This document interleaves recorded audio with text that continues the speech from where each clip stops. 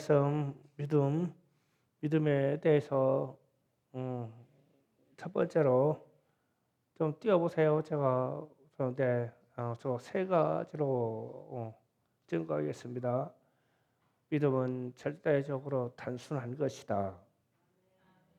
믿음은 절대적으로 의존성을 갖는 것이다. 믿음은 절대적인 순종에 있다.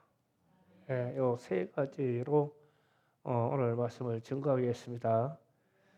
우리가 하나님을 믿습니다. 예수 그리스도를 믿습니다. 성령을 믿습니다. 이럴 때는 믿음의 정의가 단순한 표현이고 믿는다는 고백이 내 생명을 드린다는 뜻이 함께 있어요. 그래서 아주 절대적이고 단순해요. 그래서 첫 번째로 이 믿음은 아주 절대적인 단순성을 갖습니다. 예수 그리스도의 피의 속죄는 아무 의심 없이 믿어야 되는 거예요. 그래서 단순성을 갖는다는 거예요. 사도행전 16장 31절에 한 번 더 읽어보겠습니다. 이르되 주 예수를 믿어라. 그래야면 너와 네 집이 구원을 받으리라 하고. 아멘. 바울과 실라가 감옥에 갇혔다가 그들이 기도하고 찬송하니까 목의 문이 터졌어요. 그런데 이제 간수들이 죄수들이 다 도망가 줄 알고 자결하려고 그러는데 바울과 실라가 만류하죠. 우리가 여기 있다고. 그래서 이제 이 간수들이 뭐라고 하면 어떻게 해야 구원을 받겠습니까? 라고 해요. 그런데 저 답변을 하는 거예요. 주 예수를 믿더라. 그래야면 너와 내 집이 구원을 받으리라. 그리고 부연의 설명이 없어요. 그냥 저대로예요. 그러니까 단순하다는 거예요. 믿음의 일은. 뭐 믿음이 이러니 저러니 설명이 없고 아주 단순하게 믿으라는 거예요. 마가복음 9장 24절 잠깐 또 읽으면서 부연 설명합니다. 다 같이 있습니다. 곧 그 아이의 아버지가 소리질러 이르되 내가 믿나이다. 나의 믿음 없는 것을 도와주소서 하더라. 아멘. 어떤 아이가 정신적인 간질병에 있어서 자꾸 물에도 빠지고 불에도 넘어지고 이러는 거예요. 그래서 이 아이를 고쳐달라고. 그래서 이제 이 제자들이 이걸 못했어요. 그런데 예수님이 나타나니까 이 아버지가 뭐라고 하냐면 할 수만 있으면 이 아이 좀 고쳐주세요. 이랬어요. 그러니까 믿음이 없는 상태로 말하는 거예요. 할 수만 있다면 이 아이 좀 고쳐주세요. 그런데 예수님이 단호하게 말합니다. 할 수 있거든이 무슨 말이냐. 믿는 자에게는 능치 못할 일이 없다라고 말씀하시죠. 그러니까 이 아이의 아버지가 그냥 단순해요. 내가 믿습니다. 그런데 믿음 없는 것을 도와주세요.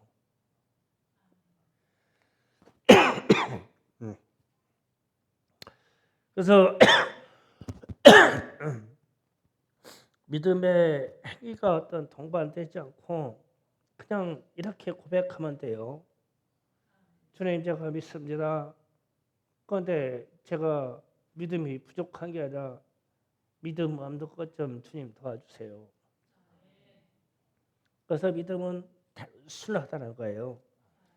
그래서 믿음 없는 것도 얼마나 단순해서 노출되냐면 귀신도 알아봐요. 그래서 이게 믿음을 꾸미려고 하는 게 아니에요. 그냥 단순해요.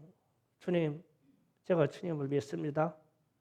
그런데 때로는 의심도 가고 때로는 말씀이 내게 역사도 않고 그러니까 주님이 계신지 기적은 일어나는 건지 모르겠어요. 그러면 주님 내게 믿음 없는 것 좀 도와주세요. 그러면 주님이 도와주신대요. 그게 믿음은 단순한 겁니다. 그래서 믿음에 대해서 자꾸 부연의 설명을 하는 게 아니라 하나님의 말씀 액면 그대로 예수님의 말씀 그대로 그냥 단순하게 받아들이는 거예요. 이런 사람들이 이 기적과 역사를 잘 익혀요. 믿음을 아무리 연구해봐야 거기에 도달하는 사람 없어요. 그냥 믿어요. 그러시면 됩니다. 두 번째로 절대적인 의지와 의존성을 갖는다. 금방 읽었던 마가복음 24장에서 어떤 아이의 아버지는 예수님을 100% 전적으로 지지하는 거예요. 저 말이. 그러니까 앞에 예수님이 있는데 갈 수 있거든. 이 무슨 말이냐. 믿는 자에게는 능치 못함이 없다. 이 단호하게 말하니까 일이 될 것 같아. 그러니까 곧바로 주님 제가 믿습니다. 그러면 믿습니다. 이 고백은 앞에 계신 저분을 100% 신뢰한다. 내가 당신을 의존한다. 내가 당신을 의지한다. 이 말이에요. 믿습니다. 이 말은. 그러니까 예수님이 그 아이를 고쳐주시죠. 아버지의 믿음 얻는 까지 도와주셔서. 그래서 이 믿음의 일은 절대적인 의존을 갖는 거예요. 그래서 히브리서 11장 1절에 믿음은 바라는 것들의 실상이요 이랬어요. 그러면 믿음이 바라는 것들의 실상이다. 그러면 사실이다. 그러면 믿음하고 사실이 니꼬르라는 뜻이에요. 그러면은 믿음으로 말미암아 구원을 받습니다. 그러면 믿음과 구원이 그냥 니꼬르라는 거예요. 믿음으로 천국 갑니다. 그러면 믿음과 천국이 같다는 실상 같다는 거예요. 믿음은 바라는 것들의 실상이다. 그러면은 이 믿음을 가지려면 하나님을 얼마나 의지해야 돼요. 그래서 히브리서 11장 6절에 그렇게 표현되어 있어요. 자, 다 같이 읽어봅니다. 6절 시작. 믿음 없이는 하나님을 기쁘시게 하지 못하나니 하나님께 나아가는 자는 반드시 그가 계신 것과 또한 그가 자기를 찾는 자에게 상 주시는 믿어야 할지니라. 아멘.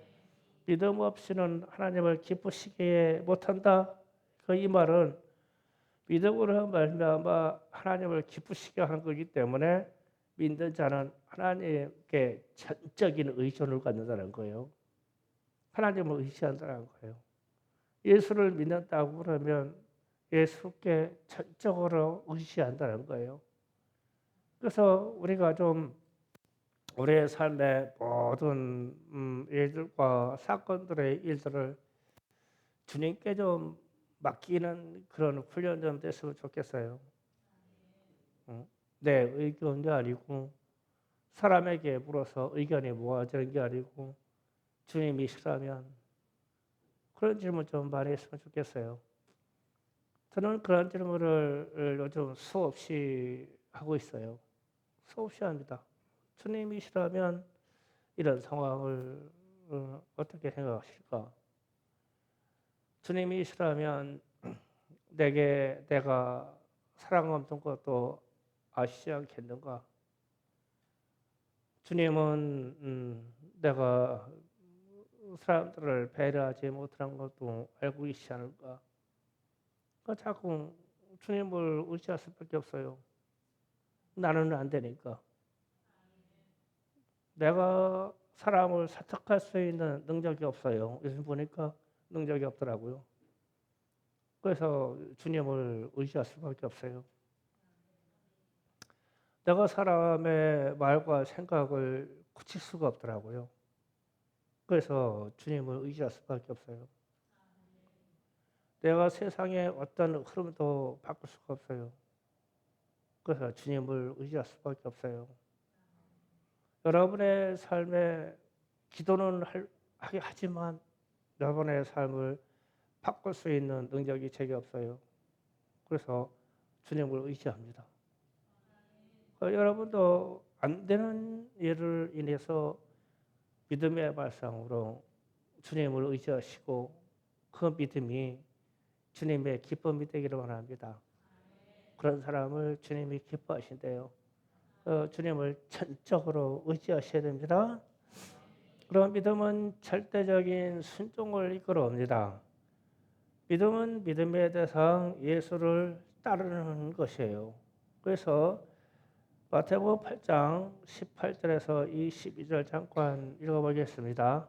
다 같이 있습니다. 시작. 예수께서 무리가 자기를 내어 싸는 것을 보시고 건너편으로 가기를 명하시자 한 서기관이 나와 예수께 아뢰되 선생이여 어디로 가든지 저는 따르리이다. 예수께서 이르시되 여우도 굴이 있고 공중의 새도 거처가 있으되 인자는 머리 둘 곳도 없다 하시더라. 제가 제자 중에 또 한 사람이 이르되 주여 내가 먼저 가서 내 아버지를 장사하게 허락하옵소서. 예수께서 이르시되 죽은 자들을 장사하게 하고 너는 나를 따르라 하시니라. 아멘. 여기에 있는 서기관이 주님이 어디로 가든지 주님을 따르겠습니다. 이 고백을 했어요. 그러면 이 고백은 제가 주님을 사랑합니다라는 고백과 동일한 뜻이에요. 사랑하기 때문에 주님을 따르겠다고 그런 거죠. 어디 가든지 주님을 따라다닐게요. 이랬어요. 그러면 이제 주님을 얼마나 사랑했으면 주님을 따라가겠다고 했어요. 그런데 이제 주님이 나는 머리 둘 것도 없다. 그럼 새들도 보금자리가 있고 집성들도 여우도 꿀이 있어. 자기들의 보금자리가 있는데 나는 보금자리도 없고 그래서 너한테 무슨 혜택을 잘 해줄 수가 없다. 그런데 금방까지 사랑한다고 하고 주님을 따르겠다고 해서 서기관이 주님을 따르지 않았죠. 그러면 사랑한다고 하면서 예수 이름님을 따르지 않으냐는 것은 믿음이 아니죠. 그러니까 헛얘기한 거 아니에요. 내가 주님을 따르겠습니다. 내가 주님을 사랑합니다. 그런데 안 따라갔어. 그러면 그거는 사랑하는 게 아니죠. 안 갔다니까요. 사랑한 게 아니죠. 그럼 믿음이 없는 거죠. 좀 냉정할 필요가 있어요. 이런 현상에 대해서요. 그래서 히브리서 11장 8절에 아브라함의 얘기 나옵니다. 다 같이 봅니다.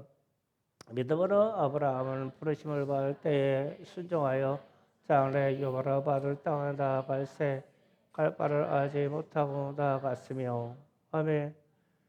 그러니까 아브라함을 하나님이 갈대 우르에서 부를 때 너희가 내가 가나안 땅으로 가라. 그런데 아브라함은 소문으로는 가나안 땅의 이야기를 들은지는 모르지만 가본 적이 없어. 그런데 하나님이 내 아버지 집 친척 본토 땅을 떠나서 내가 지시하는 땅으로 가라는 거예요. 그런데 즉각 순종해서 짐을 싸가지고 떠났어요. 그러니 이런 일이 일반적인 사람들에게 있을 수 있는 일인가요? 그런데 아브라함이 그렇게 순종함으로 하나님이 그의 믿음을 인정해 줬대요. 그러면 믿음은 절대적인 순종을 따라와요. 그래서 우리가 믿노라 그러면 말씀과 더불어 성경의 말씀에 나오는 하나님과 예수님의 이야기를 붙잡고 순종해야 되죠. 그게 믿음의 이름이다. 그래서 마태복음 10장 38절 39절도 다 같이 읽어봅니다. 다 같이 읽습니다. 시작. 또 자기 십자가 지고 나를 따르지 않는 자도 내게 합당하지 아니하니라. 자기 목숨을 얻는 자는 잃을 것이요 나를 위하여 자기 목숨을 잃는 자는 얻으리라. 아멘. 그런데 저것도 최종적으로 주님께 순종의 미를 그 순종을 드리는 건데 내 생명까지 순종해서 주님께 드릴 수가 있을까?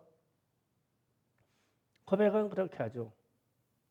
내 생명도 주님의 것입니다. 주님, 내 생명을 주님의 뜻대로 쓰시옵소서. 그런데 죄를 아깝죠. 생명이요. 그리고 이제 이 물질도 그래요. 주님, 저게 돈을 벌게 하면 주님께 드리겠어요. 가위 바랍니다. 다 드리겠어요. 그러죠. 그런데 누가 물질을 다 드리는 사람이 어디 있어요? 제가 가끔 어떤 교회들의 이야기를 들으면은 어떤 교회 장로님이 교회가 부흥성장할 때마다 자기 전 재산을 3번을 바쳤다고 하더라고요. 그런데 안 망했어요.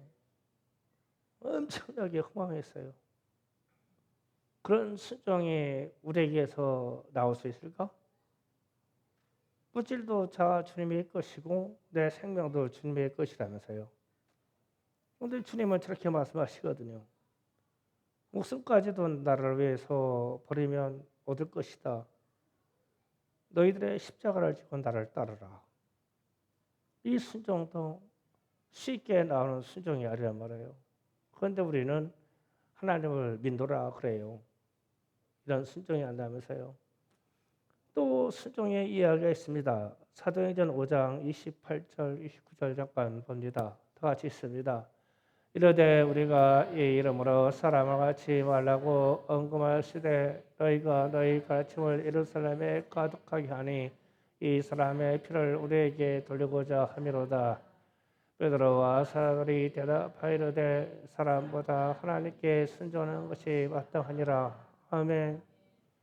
예루살렘의 이 성령 강림 사건으로 큰 부흥이 일어났어요. 그런 때마다 믿는 사람들의 숫자를 더하고 많은 기적들이 일어났죠.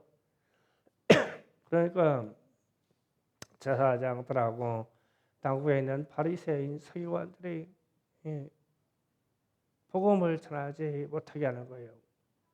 그런데 이제 베드로하고 사도가 대답하기를 사람의 뜻과 사람의 눈치를 보지 않고 하나님께 순종하는 것이 마땅하다. 저 얘기를 해요. 그러면 이제 우리가 믿음은 절대적인 순종을 가져옵니다. 그런데 우리가 하나님의 일과 교회의 일에 잣대가 됐을 때 내가 기도하여 주님께 묻는 것보다 사람에게 물어요. 그래서 사람에게 물어서 사람들의 헛된 판단과 경험과 그런 것들이 하나님의 일을 결정하지 못하게 그냥 틀어버리죠. 이 제자들처럼 우리가 사람보다 하나님께 순종하는 것이 마땅하다. 이러한 순종이 우리에게 일어나겠냐고요.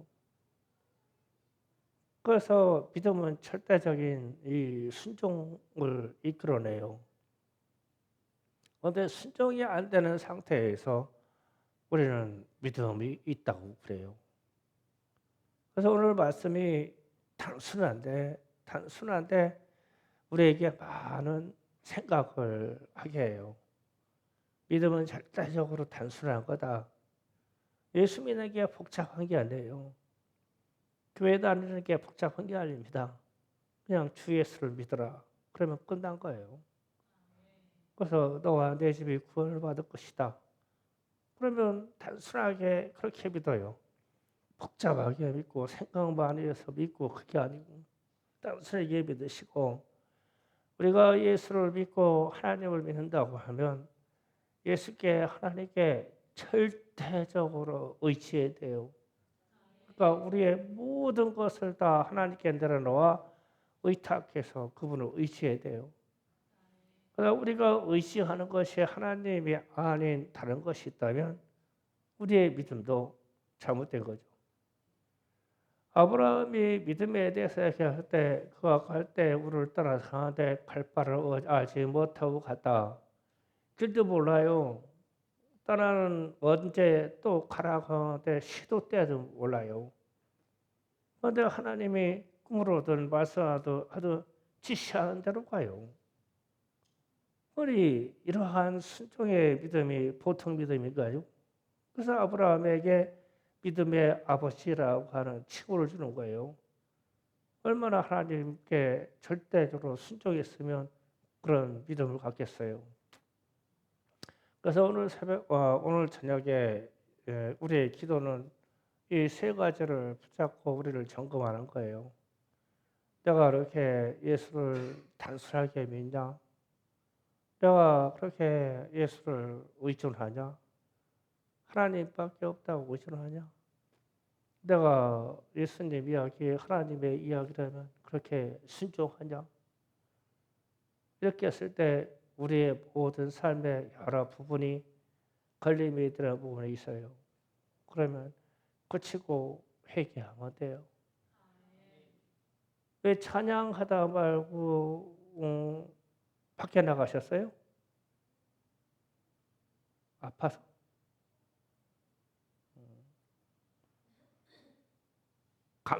찬양 하다가 감동되잖아요. 그러면은 그냥 그 자리에서 우는 거예요.